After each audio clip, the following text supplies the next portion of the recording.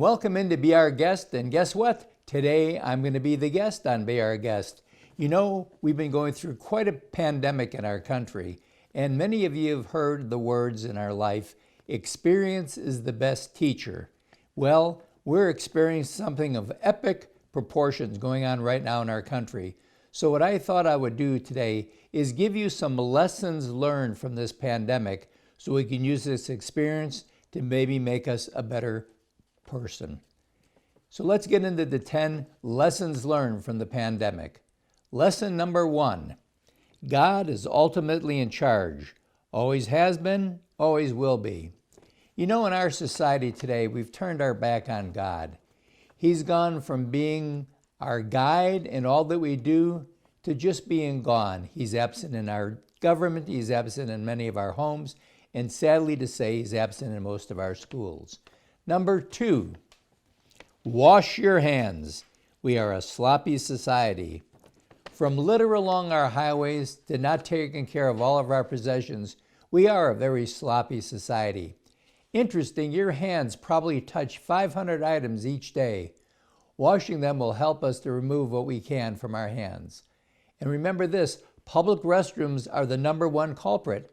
When we're in a restroom, just think of all the germs that are in there. Even when you wash your hands, keep that paper towel, use it to open the door to come out of the bathroom. Number 3, strive to become self-reliant. Don't put all your eggs in one basket, especially if that basket is made in China. In an effort to get items as cheaply as we possibly can, we go to sources that we have no control over. You may be shocked to find out that nearly 100% of prescription drugs, vaccines, and vitamins come from China. We need to take care to make sure that we become more self-sufficient and know what it is we're putting in our bodies.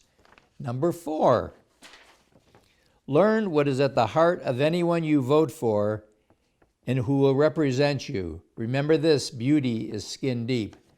Do politicians care more for their parties and power than they do about our country?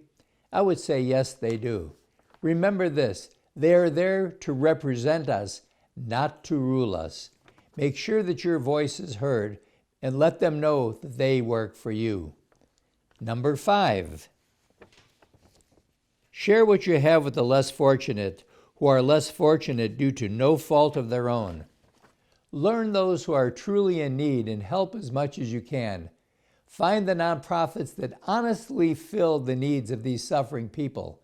We are a very generous people in the United States, and we can care for the less fortunate, and that's especially in the state of Alabama. Number 6, learn to save some of your resources for use in any type of emergency situation. Don't adhere to that old song, I want it all and I want it now. You need to have a 6-month nest egg that will help you get through any type of a crisis. If you buy a $10 item instead of a $20 item, you can put that extra $10 into savings.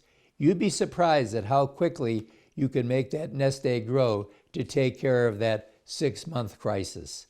Number 7, government at all levels are not good stewards of our money. Government is too big and they're not held accountable. It's easy for them to spend someone else's money. It's not their own. Government spends money on many non-essential programs, and you're taxed in many different ways. Look at the licenses, fees. Just take a look at your cable bill or phone bill, and you'll see what I mean. Number 8, many things that we thought we could not live without, we now know that we can live quite well without them.